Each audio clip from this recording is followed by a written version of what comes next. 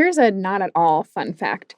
The average attention span has dropped from 12 seconds to 8 seconds in the last 25 years or so.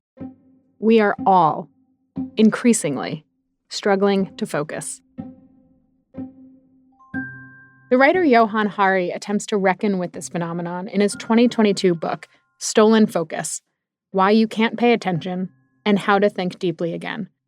I read it in 2023 after a guy I was seeing recommended it. He was in the middle of wrestling with his own ADHD symptoms. Anyway, the author of the book moved to a seaside town as an experiment. He cooked for himself. He walked everywhere. He read a daily newspaper and read books. He left his smartphone at home and called his family from a landline.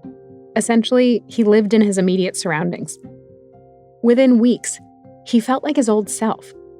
He could think clearly and write for sustained periods of time. He enjoyed conversations with strangers. Outside of the pace of modern life, his symptoms ebbed. After 3 months, he left this little paradise and set out to find reasons why it's so hard to achieve this feeling in regular life. He found that many forces beyond our control are sort of short-circuiting our brains. Things like pollution in the air, chemicals in our food, tech companies creating addictive products. In essence, the conditions of modern life are not good for our brains, neurotypical and neurodivergent brains alike. And many of the habits of modern life aren't good either. To be clear, Stolen Focus is not about ADHD. But the book hones in on what Ned calls our ADDogenic culture and why more people might be developing what he called environmentally induced ADHD. That is to say, the way we live these days is manifesting ADHD-like symptoms, even for people who do not have ADHD.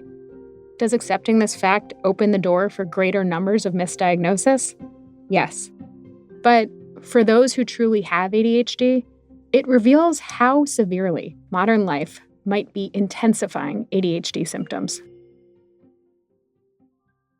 About 2 weeks after I shared dinner with the Hallowells and talked myself into an unexpected invitation, I showed up at their camp.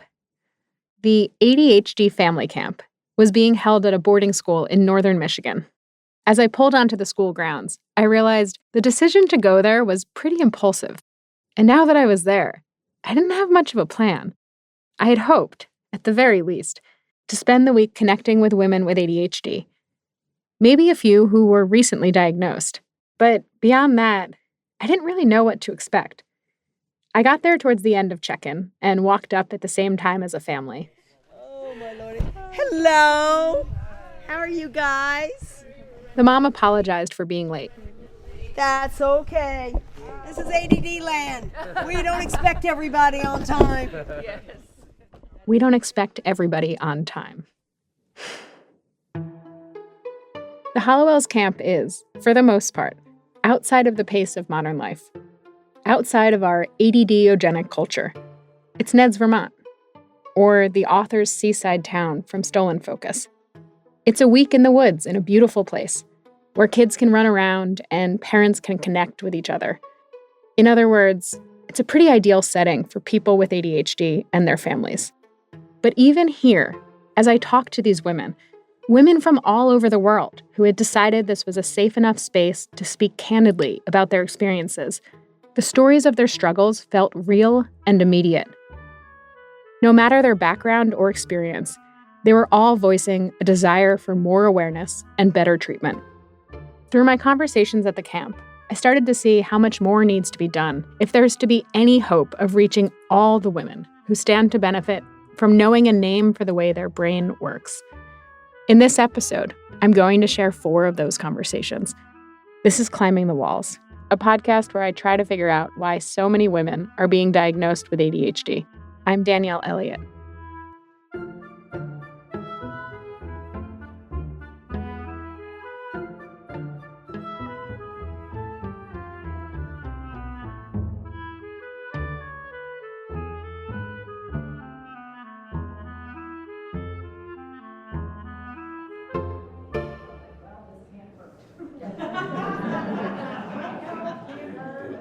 The first morning of camp, the kids went off on some sort of outdoor adventure, and the parents met for a group session with Sue Hallowell. They gathered in a large conference room and pushed the tables into a big U. Sue stood at the front and asked the parents to introduce themselves. The first woman said her wife was recently diagnosed with ADHD. A few more moms said they were diagnosed in the last few years. Some discovered their ADHD after their kids were diagnosed, or through TikTok videos. One of the women shared something I've never heard before. Her mom was diagnosed with Alzheimer's, and she went in for a screening. In the course of that screening, the doctor diagnosed ADHD. Her daughters were later diagnosed. About 2/3 of the way through the introductions, a woman looked a bit nervous. As soon as she spoke, I understood why. Yeah, well, I got diagnosed with ADHD 2 weeks ago. I caught up with her a few hours later to see how she was feeling. When I first came in this morning and saw everyone in here, I felt like I had a big neon light with ADHD, flashing arrow pointing at my head, everyone's going to know, because I'm just so aware of it, everything I'm doing or saying or thinking, I'm reanalyzing the way I am in the world. So that's kind of weird, but I'm glad I'm doing it in this environment where other people are aware of that everyone, or a lot of people here have ADHD. I think the timing was good. Her name is Tamson. She's from the UK and lives in California with her husband and their 2 children, who both have ADHD. They'd booked the trip months earlier in hopes of finding ways to support their kids and create more harmony in their family. And then, just by chance, I got diagnosed with ADHD as well. By chance. For several months, a doctor had been treating Tamson for depression. She was taking antidepressants, but was having trouble with them. I was really suffering badly from withdrawals, so I went to a psychiatrist to find out about getting off the antidepressants, and she just diagnosed me with ADHD. And then I went back and had some more assessments and tests, and I was just really blindsided by it, really shocked. But as soon as I thought about it, even a little bit, I was like, how could I get to 48 and not have any idea? 2 kids with ADHD. I've worked in mental health. My brother's a teacher. And I just was completely blindsided by it. Tamson had been seeing a therapist before seeing the psychiatrist. When she got the diagnosis, she talked to her therapist about how they missed it. We kind of came to the conclusion it's because I'm 48, and I had a parent that was narcissistic. I had some trauma. I'm now perimenopausal. I've got kids with ADHD. I had, I think 6 years of IVF treatments. I'm an average 48-year-old woman. I've got massive, life stuff behind me. So was the way I am in the world all of that, or was it ADHD? These questions come up so often in adult diagnosis. Is it perimenopause? Is it a result of years of trauma? Is it just the way we are in the world? Or is it ADHD? For decades, doctors erred on the side of it being everything else: depression, anxiety, bipolar disorder, menopause, life. Hearing that Tamson's psychiatrist instead recognized the symptoms of ADHD and knew how to properly assess her experience seems like a sign of progress. She didn't bring the information to her doctor. Her doctor suggested it and treated her appropriately. Progress. I should add, this is one woman's experience. Another woman at camp told me her doctor refused to consider ADHD and kept insisting she actually had anxiety. She had to switch doctors. So receiving appropriate care still happens on a case-by-case basis. But for Tamson, someone finally connected the dots, and that brought her a lot of relief. So much of my life now makes sense, decisions I've made, friendships I've had, careers I've chosen, laundry piles, so much makes sense.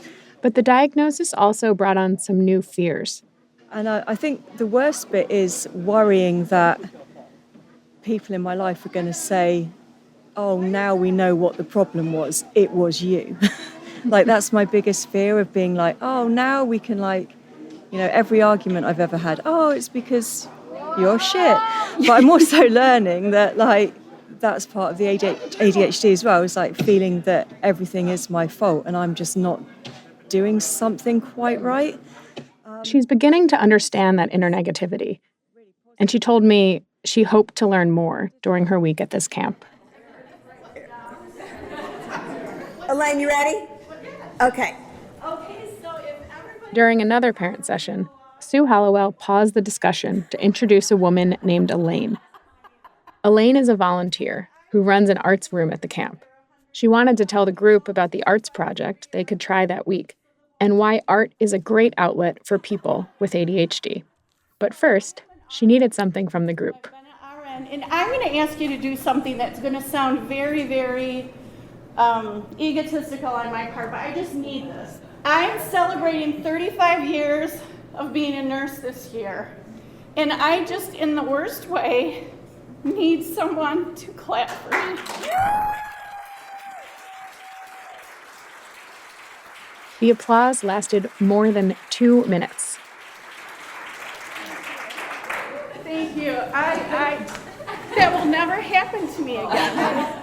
That meant a lot to me. You don't know me, but you were willing to say, good job, yay. And that made me feel great. So we're going to help each other. Elaine went on to share her story with the group. She said she'd learned a lot about herself since being diagnosed with ADHD. Well, not at first.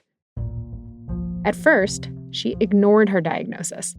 She was busy taking care of her 4 kids and her husband, and with work. She's a school nurse in a rural part of Michigan. Then, a few years ago, within a span of 2 months, all of her kids moved out of their house, and her husband started working a night shift. So if I had an audio right now, I would push the button that said crickets chirping because I was like a deer in the headlight. You know what I'm saying? I was just like, what in the world am I supposed to do? My whole identity was always in being a nurse, but being a mother. So the things that held me up to make me feel like I was somebody worthwhile were falling apart. I'm sorry if I cried. So what I did was I said, I gotta do something. Either I'm gonna learn to do some stuff and rework my life, or I'm gonna fall apart. And falling apart is just never a good option. You know? So Elaine stumbled into art. But the story I'm really hearing is how she started to grapple with her ADHD. Later, I caught up with her to ask more. She told me that she started to recognize her ADHD after her son was diagnosed. It took a while for a doctor to diagnose him. we live in an area that is very underserved, very low income. So most people can't find people to diagnose them or have the money to be able to do the things that they need to do in order to get help. So it's just so hard to get the right people to listen and to help and to believe that ADHD is a thing, you know? It took a while to get her son's diagnosis, and even longer to get her own. And when she did, she felt like she didn't have time to deal with it. But then I kind of put it aside for a while. Because sometimes you just don't have the bandwidth to do it all. And you're like, I know that this probably applies to me, but I'm too busy working and being a mom, and I just can't get to it right now, you know? Yeah. You put your family first, you put other things first. And then until you kind of get into this spot where I've got to do something because I don't feel good. You know what I'm saying? And this isn't going to get better.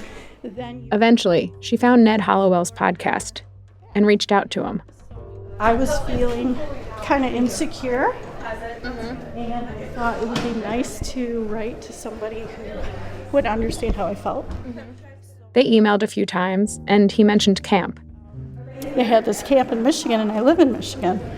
So I was like, I have to go and volunteer. I've got to do this. I honestly felt like it was like I'm supposed to do this. This is her 4th year at the camp. She keeps coming back because it gives her a chance to connect and to overcome the lack of access to appropriate care in the area where she lives. She wouldn't be able to afford to be here if she weren't volunteering. It's not an opportunity most women in her situation can replicate.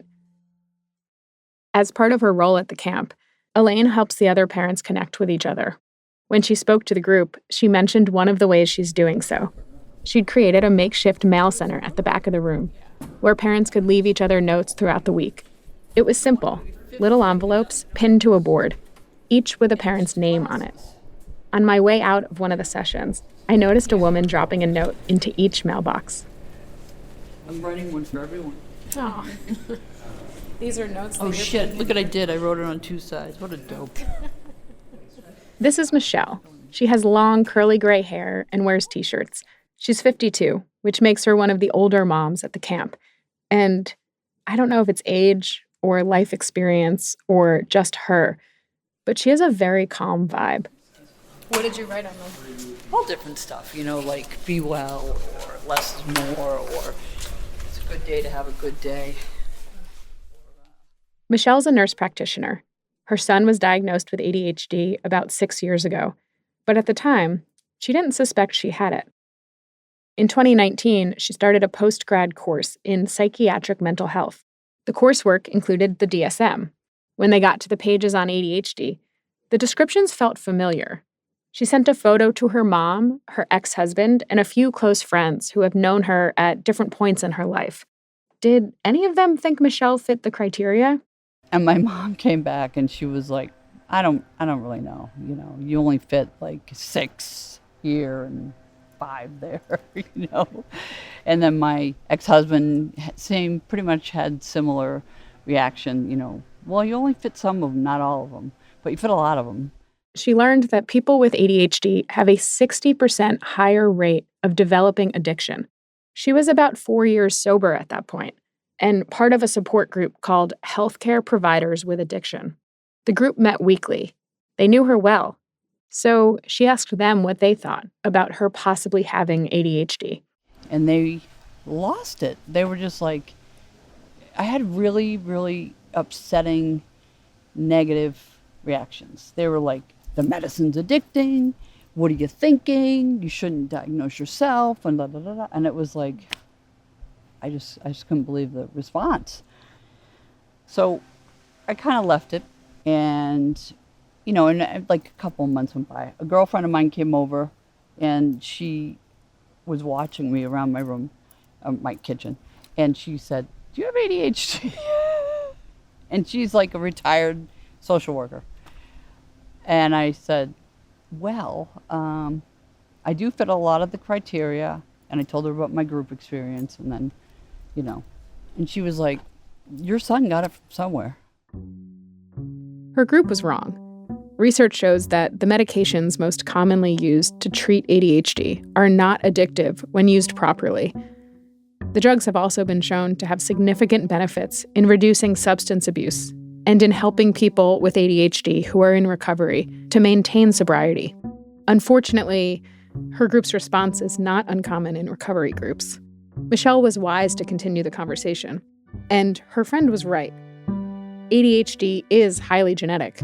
Many parents pass it on to their children. She and her friend talked through it, and Michelle took an online self-assessment. It came back as hyperactive with some inattention and impulsivity. She brought the report back to her addiction support group. And I said, this is the evidence? And they were like, I can't believe you're falling for that online stuff. It's such crap. Hearing that the support group, a group of healthcare workers, rejected the idea of ADHD makes me wonder how many people remain undiagnosed. We ask so many questions about overdiagnosis. What about underdiagnosis? Particularly among groups who stand to benefit from understanding correlations between things like addiction and ADHD. Michelle's support group twice rejected the possibility that she has ADHD, and then she rejected them. She dropped out of the group. She took the assessment results to a psychiatrist. And then the psychiatrist I ended up seeing was like, and no one has told you you have ADHD? And I was like, I know, right? Isn't that weird? The psychiatrist diagnosed Michelle, and things started to change. For years, she said, she'd been trying to stay above water, running from fire to fire. She joked that she had been diagnosed with BAD, bad, in elementary school, and things progressed accordingly. Because by the time middle school and high school came, I had complete disinterest in school. And that's not normally the language I use for it, but What's the language you normally use? the fuck it's. I had the fuck it's. I just didn't want to do any work. I wanted to hang out, smoke pot in the bathroom, we could smoke in our school, and cigarettes, and, just have fun and socialize. But I didn't want to do any of the work. Michelle did enough work to finish college and nursing school. She got married. She got divorced. She got sober at 45 and was diagnosed with ADHD at 50. 2 years later, she can see the difference the diagnosis and treatment have made in her life. I'm not running crisis to crisis anymore, and I don't know if that was more my alcoholism and certainly the ADHD, because even after I got sober, I still had crises, often. But I'm not angry anymore. I'm not resentful anymore. I mean, I've come kind of a long way in 2 years. Michelle still occasionally grieves for what she called lost potential, for what could have been, had she or her parents or teachers or others known of her ADHD earlier. But she said she generally feels good about where she's at. It strikes me that the impact of Michelle's understanding extends beyond her personal growth. Michelle now works in community healthcare. She said she sees many patients who have been incarcerated or have been struggling with substances for years, and many of them exhibit signs of undiagnosed ADHD. She talks to them about it, and many say they've never known certain behaviors are at all linked to ADHD. She told me she has these conversations many times each week, and that it's helpful for them to know they are not alone. Michelle is treating people in communities where access to ADHD treatment is often lacking.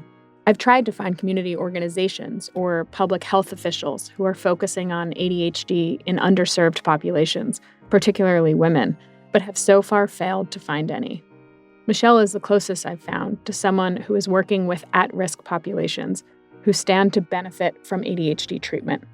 I wonder how much the diagnosis rates would rise if more people in underserved communities could access mental health care.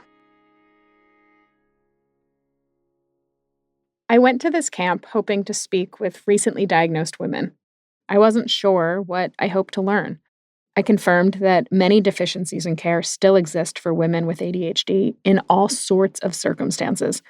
Regardless of where they live or what they look like, their care depended largely on their provider. Throughout the week, I met women coming to terms with their needs and demanding better care. And I think this collective demand is the biggest reason diagnosis is on the rise. Women are demanding more from our healthcare system. And even when the system provides, they're seeking out knowledge and information and help from each other. Even then, it's not like everything is suddenly okay. On my last day at camp, I sat in on the parents' morning session. I noticed Tamson standing at the back of the room with her shoes off, pressing her feet into the ground. She looked exhausted. Afterwards, I asked her how she was feeling. She said listening to people talk about how they've turned their lives around, how they're now eating well and exercising and sleeping, it was all getting a bit overwhelming. The very thing they're trying to get me to stop, which is that negative thoughts, just seem to be even worse, because I'm like, oh, if I'd have known sooner, or if I was different, or if I was better.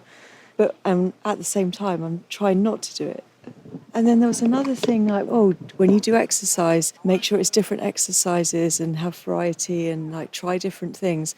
Oh, but make sure you do this consistently and have structure and scaffolding. And it's like my brain's just like, I can't be bothered.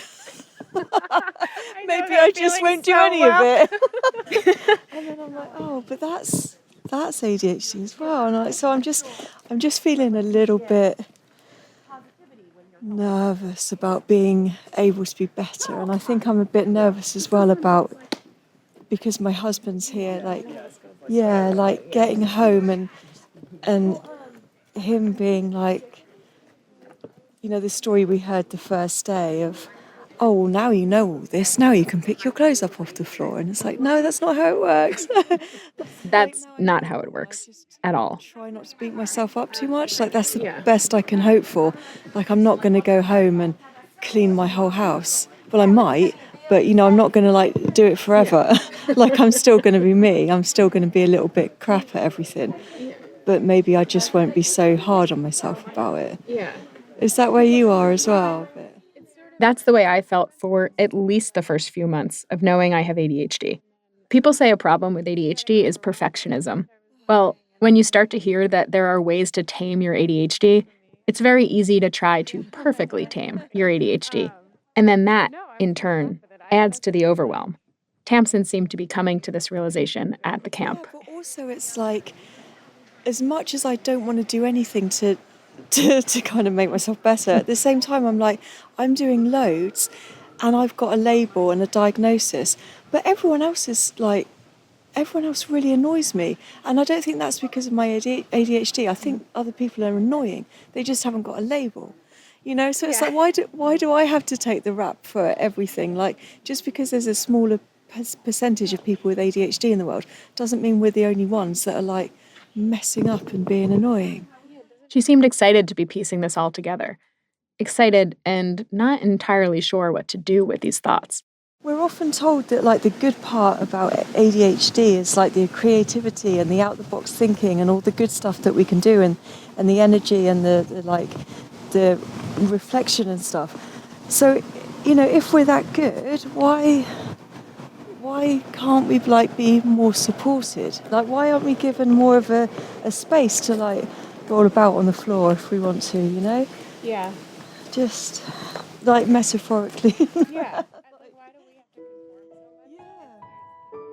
Tamson was just 2 weeks into knowing about her ADHD when we spoke. Already, she was feeling things Sari Solden felt 30 years ago. But I think I have some anger already, which just kind of plays into it, just like being a woman in the world already. I'm already a bit annoyed about the way women are treated. So now being a woman and having ADHD, it's like this double whammy of like being annoyed about the way the world is, right? Yeah.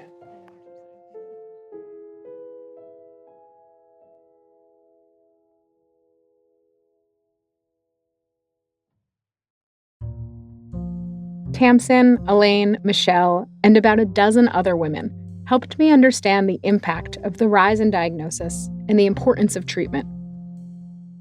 They were all at the camp for their children, but left with a significant level of self-understanding. Even with this opportunity, this ADHD retreat of sorts, they're struggling with care. What does that mean for everybody else? Thinking about the ongoing deficiencies in care and how many women may never have the opportunity to connect with others the way I witnessed women connecting at the camp, it's a bit depressing.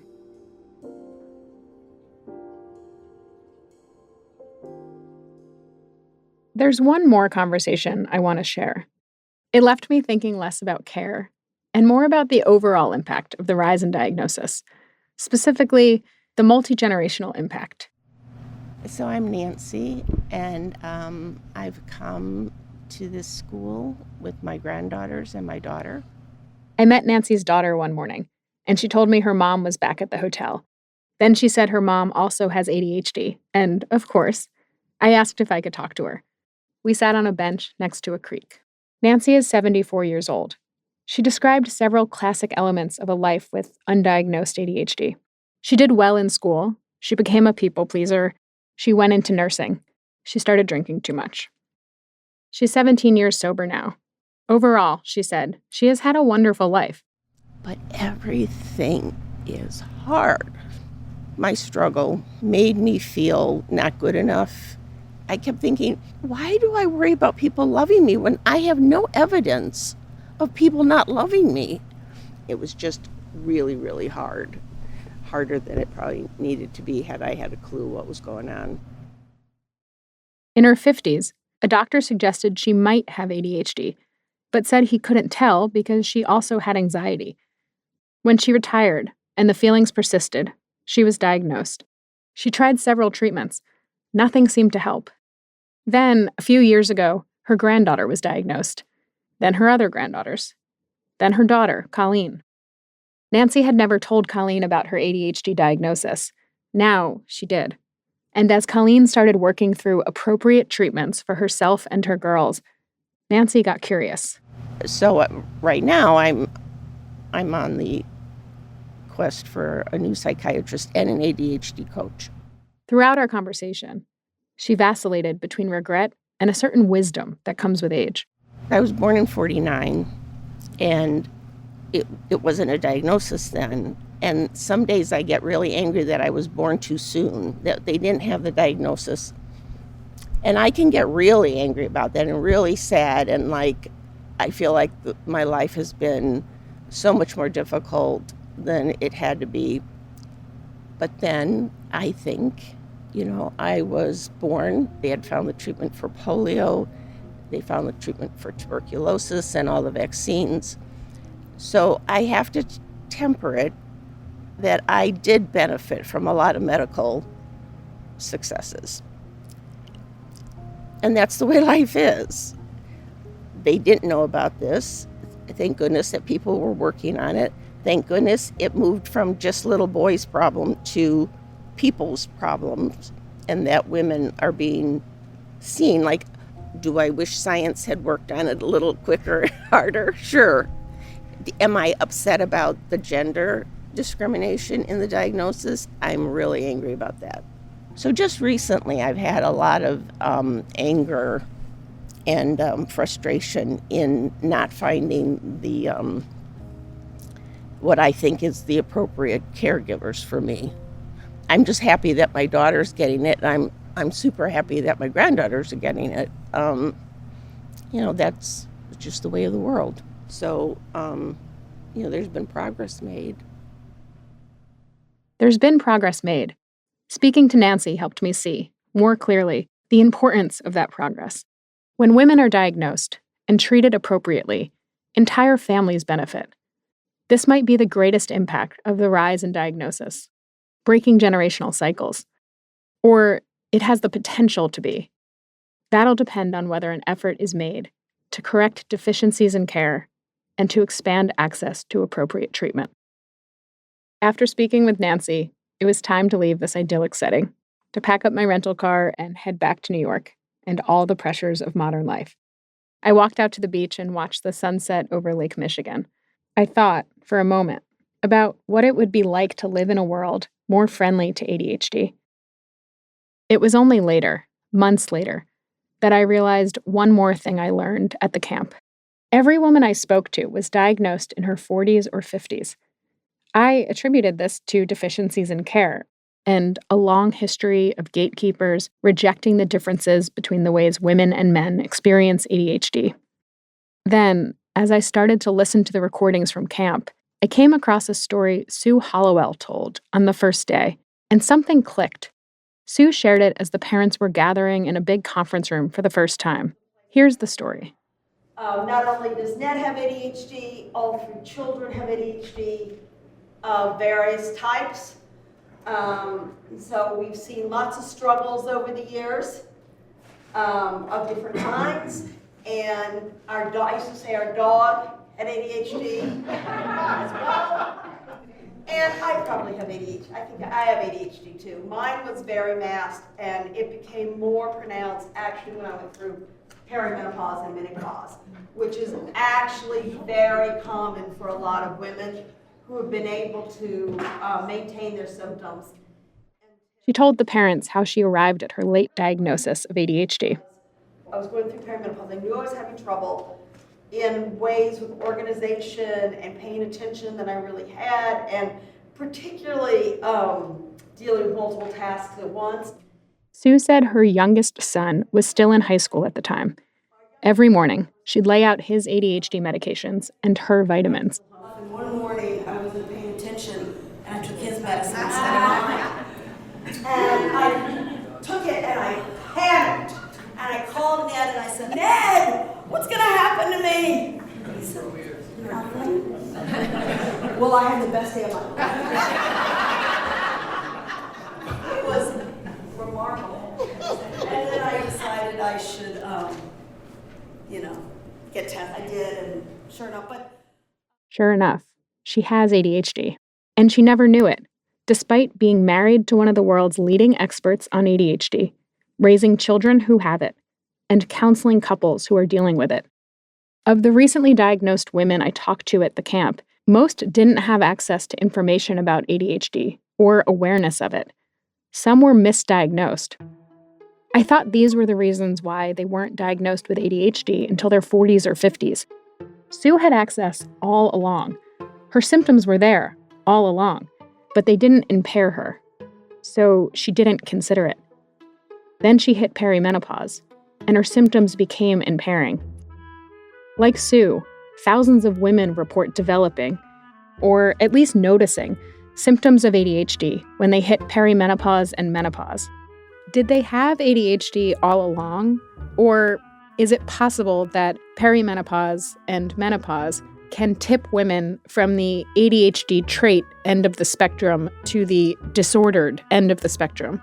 If so, is it possible that this, along with increased acceptance and awareness of how ADHD presents in women, could account for some of the rapid rise in diagnosis we've seen over the last few years?